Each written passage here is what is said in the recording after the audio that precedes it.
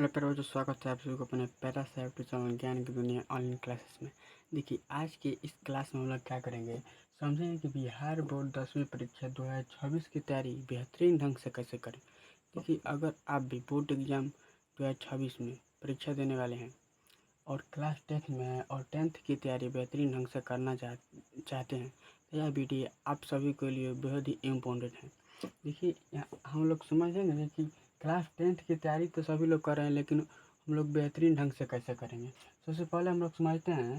देखिए, चैनल को सब्सक्राइब कर लिए, क्योंकि इस चैनल से आप सभी को बहुत सारा मदद मिलने वाला है।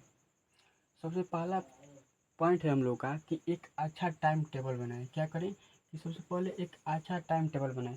पढ़ने के लिए टाइम टेबल बहुत ही मायने रखता है, क्योंकि जैसे तैसे आप लोग पढ़िएगा तो आप लोगों का पढ़ाई पूरा नहीं हो पाएगा। तो एक अच्छा सा टाइम टेबल ज़रूर बनाइएगा। मैं यहाँ पर कुछ पॉइंट लिखा हूँ जिससे आप अपने टाइम टेबल को बना सकते हैं। देखिए, हमारे दिए हुए टाइम टेबल को अगर आप फॉलो करेंगे तो आपसे नहीं हो पाएगा। इसलिए अपने हिसाब से और अपने घर की काम, बहुत सारे बच्चों को पढ़ाई के साथ साथ और काम भी करना पड़ता है। जैसे लड़कियों को खाना बनाना पड़ता है, उसी तरह आप अपने हिसाब से अपना टाइम टेबल बनाइए। यहाँ पर मैं कुछ टॉपिक को लिखा हूँ, इसके मदद से आप अपना टाइम टेबल बना सकते हैं। सबसे पहला टॉपिक मैं लिखा हूँ कि हर विषय के लिए समय दें। हर विषय के लिए समय तय करें। देखिए, केवल एक दिन में एक ही विषय पढ़िएगा तो नहीं होगा, अर्थात रोज़, अर्थात हर दिन हर विषय को टच कीजिए। तो ये पहला हम लोग का हो गया कि हर विषय हर रोज़ पढ़ना है। दूसरा है कि सुबह का समय, सुबह का जो समय होता है पढ़ाई के लिए अच्छा होता है। देखिए, सुबह अगर आप जितना ही पढ़ेंगे उतना ही अच्छा रहेगा, क्योंकि सुबह मन फ्रेश रहता है। सुबह की पढ़ाई में क्या होता है तो अच्छा रहता है। तो सुबह भी आप लोग पढ़िए। रोज़ाना कम से कम 6 से 8 घंटा की पढ़ाई करें। क्या करें? रोज़ाना 6 से 8 घंटा की पढ़ाई आप लोग की करनी है। अगर आप लोग 4 से 6 घंटा भी पढ़ाई कर रहे हैं तो अच्छा है, क्योंकि इस समय स्कूल भी लग रहा होता है, तो ज़्यादा टाइम नहीं मिल पाता है। देखिए, तो अगर आप लोग 4 से 6 घंटा भी पढ़ाई कर रहे हैं तो बेहतरीन है। चलिए आगे देखते हैं कि कमज़ोर विषय पर ज़्यादा ध्यान दें। देखिए, यह इम्पोर्टेंट है। बच्चे क्या करते हैं स्टूडेंट, कि जो विषय उनको ज़्यादा आ रहा है उसी विषय को पढ़ते जाते हैं। नहीं, उल्टा करना है जी। जो विषय आपको नहीं आ रहा है, मान के चलिए कि आप लोगों को इंग्लिश में दिक्कत है, तो इंग्लिश को ही ज़्यादा पढ़िए। आपको मैथ समझ में आ रहा है और मैथे को ही पढ़िएगा तो केवल वही स्ट्रॉन्ग होगा, इंग्लिश तो समझ में नहीं आएगा। इसीलिए जो विषय कमज़ोर है उस पर ज़्यादा ध्यान दीजिए।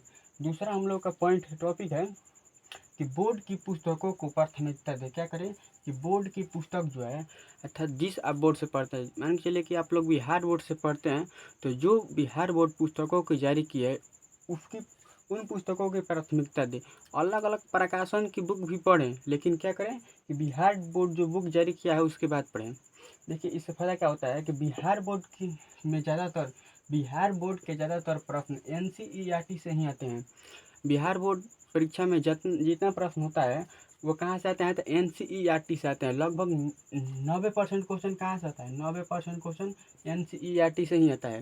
तो आप लोग सबसे पहले NCERT को पढ़ें और NCERT के हर चैप्टर को हल करें। क्या करें कि जितने भी मैथ्स का हो, चाहे साइंस का हो, चाहे किसी भी सब्जेक्ट का बुक हो, सबसे पहले हर चैप्टर को हल करें। उसके बाद क्या करें कि हर चैप्टर्स का टेस्ट लगाएं। क्या करें कि चैप्टर्स को हल करने के बाद हर चैप्टर्स का टेस्ट लगाएं। इतना आप लोग समझ गए। चलिए अब आगे देखते हैं। आगे हम लोग का तीसरा नंबर टॉपिक है कि स्वयं का नोट्स बनाएं। देखिए, यह भी बेहद ही इंपॉर्टेंट है, क्योंकि अगर आप अपना स्वयं नोट्स बनाइएगा तो आपको बेहतरीन ढंग से समझ में आएगा। बहुत से स्टूडेंट क्या करते हैं कि अपने भैया और दीदी या पड़ोसी का नोट्स लेकर पढ़ते हैं, जो सबसे बड़ा बेवकूफ़ी है। अगर आप अपना नोट्स बनाइएगा तो आपको बेहतरीन ढंग से समझ में आएगा। आपके भैया नोट्स बनाए हैं, आपको क्या समझ में आएगा कि आपके भैया क्या लिखे हैं, वो अपने हिसाब से लिखे हैं और आप समझिएगा अपने हिसाब से, तो आपको समझ में नहीं आएगा। तो इसीलिए नोट्स अपना बनाइए, और नोट्स बनाते समय ये जो मैं 3 लाइन लिखा हूँ उसका ध्यान रखिए। सबसे पहला लाइन है कि हर टॉपिक को पॉइंट्स में लिखिए। कोई भी क्वेश्चन है उसको पॉइंट्स में लिखिए। हर क्वेश्चन का आंसर पॉइंट्स में देने का प्रयास कीजिए। अगर पॉइंट्स में नहीं हो पा रहा है तब लेक्चर के रूप में उसको लिखिए, अर्थात लाइन बाई लाइन उसको लिखिए। तो ये समझिए। उसके बाद है कि परिभाषा, सूत्र और तिथियों का सूची बनाएं। जितने भी परिभाषा है उनको एक जगह लिखिए। जितने भी मैथ का सूत्र है या साइंस का सूत्र है उनको एक जगह पर लिखिए। तिथियाँ, अर्थात जितने भी घटनाएं हैं, असहयोग आंदोलन कब हुआ था, गांधी जी की मृत्यु कब हुआ था, भारत छोड़ो आंदोलन कब हुआ था, ये सब को क्या कीजिए कि एक एक जगह लिखिए। इस तरह क्या होगा कि रिवीजन करने में भी आसान होगा और जल्द याद भी हो जाएगा। तो ये हो गया। उसके बाद है कि रंगीन पेन से लिखिए, देखने में अच्छा लगेगा।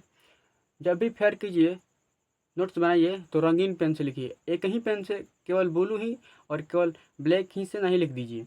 अलग अलग पेन का यूज कीजिएगा तो कॉपी देखने में भी थोड़ा अच्छा लगेगा और याद भी जल्दी हो जाएगा। क्या होगा कि याद भी हो जाएगा, जल्द भी याद हो जाएगा। तो ये 3 लाइन को ध्यान रखिए नोट्स अपना बनाते समय। देखिए अगला लाइन है हम लोगों के पिछले साल के प्रश्न पत्र को हल कीजिए। यह भी बेहद इंपॉर्टेंट है। हम लोग हर एक वर्ष क्वेश्चन बैंक पढ़ते हैं जो कि बेहद ही जरूरी है। क्वेश्चन बैंक पढ़ना बेहद ही जरूरी है। वही यहाँ पर कह रहा है कि पिछले साल के प्रश्न पत्रों को हल करें। पिछले साल जितने भी प्रश्न पत्र हो चुके हैं बिहार बोर्ड के द्वारा, उनको क्या करना है, हमें हल करना है। देखिए कम से कम 5 वर्ष के पुराने प्रश्न पत्रों को हल करें। ज़्यादा नहीं तो कम से कम तो 5 वर्ष, अभी से 5 वर्ष जितने भी पुराने क्वेश्चन पेपर हैं उनको हल करना बेहद ही जरूरी है। चाहे वो साइंस के हो या मैथ के हो या सोशल साइंस के हो, हर एक सब्जेक्ट के 5 वर्ष के पिछले क्वेश्चन को अगर आप याद कर लेते हैं तो आपकी 60%, 60 से 70% तैयारी हो जाएगा। उसके बाद है कि उसके बाद है इससे आपको पेपर का पैटर्न लेवल समझ में आएगा। अगर आप पिछले 5 साल के पेपर को परीक्षा देखिए, अगर आप पिछले 5 साल के प्रश्न पत्र को हल कर लेते हैं तो आपको क्या समझ में आएगा। सबसे पहले यह समझ में आएगा कि परीक्षा का पैटर्न क्या है, कैसा पैटर्न है, ऑब्जेक्टिव कितना आता है, सब्जेक्टिव कितने नंबर का होता है, उसमें भी 2 अंक के प्रश्न कितने होते हैं और 5 अंक के प्रश्न कितने होते हैं, क्या समझ में आएगा। दूसरा बात यह है कि लेवल अर्थात लेवल समझ में आएगा आप लोगों को कि किस लेवल का क्वेश्चन समझ में किस लेवल का क्वेश्चन बोर्ड पूछ रहा है, वह क्वेश्चन हमें समझ में आ रहा है या नहीं। तो ये आप लोग समझिए, ये लेवल भी आप लोगों को पता चलेगा। उसके बाद हम लोग का अगला पॉइंट है कि गणित और विज्ञान का नियमित अभ्यास करें। देखिए गणित और विज्ञान दो ऐसा विषय है जो ज़्यादातर बच्चों को समझ में नहीं आता है। ज़्यादातर तो गणित और भी समझ में नहीं आता है और विज्ञान वैसे ही विज्ञान भी नहीं समझ में आता है। लेकिन एक और विषय है जो इंग्लिश, वो भी बच्चों को ज़्यादा समझ में नहीं आता है। लेकिन जो इंग्लिश मीडियम का है उन्हें तो समझ में आता है। लेकिन इंग्लिश मीडियम है आप हिंदी मीडियम में, गणित और विज्ञान में ज़्यादातर बच्चों की दिक्कत होती है। क्यों दिक्कत होती है यह भी समझ लीजिए। क्योंकि गणित और विज्ञान रटने का नहीं, समझने वाला है।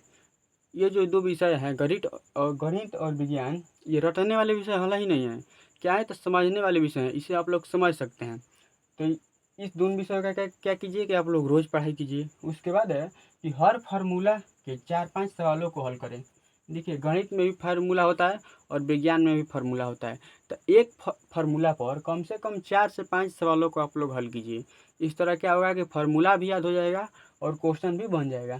उसके बाद एक विज्ञान में डायग्राम बनाने ज़रूर सीखें। जो विज्ञान होता है, विज्ञान में डायग्राम बहुत ही इम्पोर्टेंट रखता है। चाहे चाहे भौतिकी हो या चाहे बायोलॉजी हो। केमिस्ट्री में भी डायग्राम रहता है लेकिन थोड़ा कम रहता है। ज़्यादातर भौतिकी और बायोलॉजी में ही डायग्राम रहता है। तो आप लोग यह भी बनाना ज़रूर सीखिए। लड़कियां तो डायग्राम बना लेती है, लड़कों को ही दिक्कत होता है डायग्राम बनाने में। तो आप लोग इस पर भी ध्यान दीजिए। चलिए ये इतना आप लोग समझ गए। अगला टॉपिक हम लोग देखते हैं। देखिए अगले टॉपिक हम लोग का है कि रोज़ाना रिवीजन करें। यह भी बहुत ही इम्पोर्टेंट है और सबसे ज़्यादा इम्पोर्टेंट है। अगर आप रोज़ाना रिवीजन नहीं करेंगे तो कैसे होगा। जो भी पढ़िए उसको रिवीजन कीजिए। रिवीजन करने का आसान सा तरीका है, मैं आपको बताता हूँ कि दिन में जो भी पढ़े उसे रात को 30 मिनट में दोहराएं। क्या कीजिए, जो भी आप दिन भर में पढ़ रहे हैं, सुबह से लेकर शाम तक जो भी आप पढ़ाई किए हैं उसको सोते वक्त सोने से 30 मिनट पहले क्या कीजिए कि दोबारा का रिवीजन कर लीजिए। जो जो भी पढ़े हैं उसे क्या कर लीजिए, एक बार और पढ़ लीजिए। ये रिवीजन का सबसे आसान तरीका है, इससे आसान तरीका हो नहीं सकता है। लेकिन इसे आपको रोज़ करना पड़ेगा। हफ्ते में एक दिन केवल रिवीजन करें। क्या करें कि हफ्ते में एक ऐसा दिन रखिए, उस दिन केवल आप रिवीजन ही कीजिए। जैसे आप लोग के स्कूल की छुट्टी रविवार को होती है तो रविवार को क्या कीजिए कि केवल रिवीजन ही कीजिए। हर एक सब्जेक्ट का रिवीजन कीजिए रविवार को। तो ऐसे आप रिवीजन प्लान बना सकते हैं। ये समझ गए। साफ सुथरा लिखावट, क्या कीजिए कि लिखावट आपका साफ सुथरा होना चाहिए। यह बेहद इम्पोर्टेंट है। लिखावट आपका अच्छा रहेगा तभी जो एग्जामिनर है वो जो कॉपी आपका चेक कर रहा है वो अच्छा नंबर दे पाएगा। देखिए लिखावट सुधार करने के बहुत से तरीके हैं। अगर आप लोग कहिएगा तो हैंड राइटिंग कैसे अच्छा करें उस पर मैं एक वीडियो ही बना दूंगा। चलिए वो तो अगला वीडियो में आएगा। सबसे पहले इसमें कुछ टॉपिक दिया हुआ है, इसे आप लोग ध्यान रखेंगे तो क्या होगा कि हैंड राइटिंग आपका थोड़ा अच्छा हो जाएगा। सबसे पहले देखिए कि लिखते समय ज़्यादा काट कूट नहीं करें। कुछ बच्चे क्या होता है तो लिखते जाते हैं और पीछे से काटते ही जाते हैं, वैसे आपको नहीं करना है। एक बार जो लिख दिए और लिख दिए, भरसक प्रयास यह कीजिए कि गलती न लिखें। गलती लिखते हैं तभी ना करते हैं आप, तो इसकी गलती मत लिखिए। लिख कर बार बार काटिएगा तो हैंड राइटिंग अच्छा नहीं होगा। उसके बाद है कि अच्छे पेन का चुनाव कीजिए। कुछ बच्चों को, कुछ स्टूडेंट को थोड़ा मोटा पेन से लिखने की आदत होती है और कुछ को पतला पेन से लिखने की आदत होती है। तो अब अपने आदत के हिसाब से देख लीजिए कि किस पेन से हमारे हैंड राइटिंग थोड़ा अच्छा बैठ रहा है। अगर आपको जिस कंपनी का पेन अच्छा लग रहा है उससे लिखिए। कुछ लोग लिंक से लिखते हैं, तो कुछ लिखो फीको से लिखते हैं। लिखो फीको तो ख़त्म हो गया, कुछ 4 रुपये वाला से तो कुछ 8 रुपये से लिखते हैं। तो आप अपना पेन की चुनाव कर लीजिए। उसके बाद अगला टॉपिक हम लोग का जो बेहद ही इम्पोर्टेंट है उसे देखते हैं। देखिए अगला टॉपिक हम लोग का क्या है कि ज़्यादा तनाव न लें, मन और शरीर को आराम दें। क्या कीजिए कि ज़्यादा टेंशन मत लीजिए, दिमाग पर बोझ मत दीजिए। क्या कीजिए, मन है और दिमाग है, दोनों को शांत रखिए। देखिए ज़्यादा टेंशन लीजिएगा तो कुछ होगा नहीं। कम से कम आप 6 से 7 घंटा नींद जरूर लें। सोना भी ज़रूरी है। देखिए क्योंकि बिना खाए जितने वक्त आप रख सकते हैं बिना सोए उतना वक्त आप नहीं रख सकते हैं। तो आप लोगों को नींद लेना बेहद ही जरूरी है। कम से कम 6 से 7 घंटा रोजाना नींद जरूर लें। ये हो गया। हल्का व्यायाम करें। क्या कीजिएगा कि सुबह में 5 से 6 के बीच क्या कीजिए, हल्का व्यायाम भी कीजिए। उसके बाद थोड़ा रील्स भी देखें। क्या कीजिए, इंस्टाग्राम का थोड़ा रील्स भी देखिए। देखिए मैं यहाँ पर रील्स इसलिए लिखा हूँ क्योंकि जो आज के ज़माने के बच्चे हैं वो भजन तो नहीं सुनेंगे। यहाँ पर मैं भजन लिखना सोच रहा था, तो भजन तो नहीं सुनेंगे। आज के बच्चे जो है रामायण महाभारत और गौतम बुद्ध और भीमराव अम्बेडकर को नहीं देखेंगे। क्या देखेंगे, रील्स देखेंगे। तो रील्स ही भाई देखिए। जब तक आप रील्स नहीं देखिएगा तब तक आपके मन की शांति नहीं होगा, मानसिक शांति मिलेगा। क्या होगा कि आप रील्स देख लीजिएगा तो आपको मानसिक शांति मिलेगा। तो रील्स भी भाई देखिए, लेकिन आपसे निवेदन है कि रील्स थोड़ा काम वाला देखिए। आप लोग कैसा रील्स देखते हैं आप लोग जानते ही हैं। तो ये टॉपिक आप समझ गए। चलिए आगे देखते हैं हम लोग टॉपिक। और लास्ट में देखिए मैं आप सभी लोगों को एक ज़रूरी टिप्स देकर जा रहा हूँ जो आप सभी को बहुत ही मदद करेगा। देखिए यह टिप्स थोड़ा आप लोग को अच्छा लगेगा। देखिए दोस्ती में टाइम कम पास करें। बहुत से बच्चे होते हैं जो दोस्तों के साथ बतियाते बतियाते 2-4 घंटा बिताते हैं। लड़कियां भी अपने सहेलियों के साथ बतियाते बतियाते क्या करते हैं कि 3-4 घंटा स्कूल में बिताते हैं। तो वैसा काम मत कीजिए। थोड़ा दोस्ती में टाइम क्या कीजिए कि कम कीजिए। दोस्तों के साथ टाइम बिताना कम कीजिए। ये आपके लिए बहुत ही ज़रूरी टिप्स है। यह आप काम करना छोड़ दीजिएगा तो आपके पास कम से कम 2 से 3 घंटा बच जाएगा। उसके बाद है कि क्रिकेट पर कम ध्यान दें। यह केवल लड़कों के लिए है क्योंकि लड़कियां क्रिकेट पर ज़्यादा ध्यान नहीं देती है। लड़के ही क्रिकेट का दीवाना होते हैं। तो क्रिकेट पर क्या कीजिए कि थोड़ा कम ध्यान दीजिए। सक्सेस हो जाइएगा, क्रिकेट दम पर खेलिए। देखिए आपको कोई नहीं बोलेगा। क्या करते हैं कि IPL 7 बजे शुरू होता है, 7 से 7:30 बजे ड्रीम इलेवन लगाते हैं और उसके बाद क्या करते हैं कि 7:30 से लेकर 12 बजे तक IPL मैचेस देखते हैं और उसके बाद रात भर सोते हैं और सुबह 8 बजे जगते हैं। तो ऐसे मत कीजिए। बोर्ड एग्जाम आपको नज़दीक आ रहा है और जो भी क्रिकेट मैच है उसे थोड़ा कम देखना कर दीजिए। उसके बाद है कि सेल्फ कॉन्फिडेंस बनाए रखें। क्या कीजिएगा कि सेल्फ कॉन्फिडेंस बनाए रखिए कि मैं कर सकता हूँ या मैं कर सकती हूँ। डीमोटिवेट मत होइए, मोटिवेशन हाई रखिए और हमेशा पॉजिटिव सोचिए, नेगेटिव मत सोचिए। पॉजिटिव सोचिए, नेगेटिव मत सोचिए। ये हो गया। आप सभी को यह पूरा समझ में आया होगा और आपके दिमाग में एक पूरा डायग्राम बना होगा कि हम अपने बोर्ड एग्जाम की तैयारी कैसे करेंगे। जो भी आपकी बुरी चीज़ है उसको छोड़ दीजिए आदतों को और एक अच्छा तैयारी के लिए अच्छा सोच रखिए। तो ये सब आपको समझ में आ गया। वीडियो को लाइक कर दीजिए। देखिए और ऐसे ही टॉपिक पर मैं आप सभी लोगों को वीडियो बनाऊंगा। अगर आपके दिमाग में कोई टॉपिक चल रहा है तो कमेंट बॉक्स में लिख दीजिए। चलिए क्लास को, इस वीडियो को हम लोग यहीं पर समाप्त करते हैं। इस वीडियो क्या करते हैं यहीं पर समाप्त करते हैं। जाते जाते वीडियो को लाइक जरूर कर दीजिएगा और इस वीडियो को अपने दोस्तों के पास शेयर कर दीजिए। दोस्तों के पास शेयर जरूर कर दीजिएगा। चलिए वीडियो को यहीं पर समाप्त करते हैं।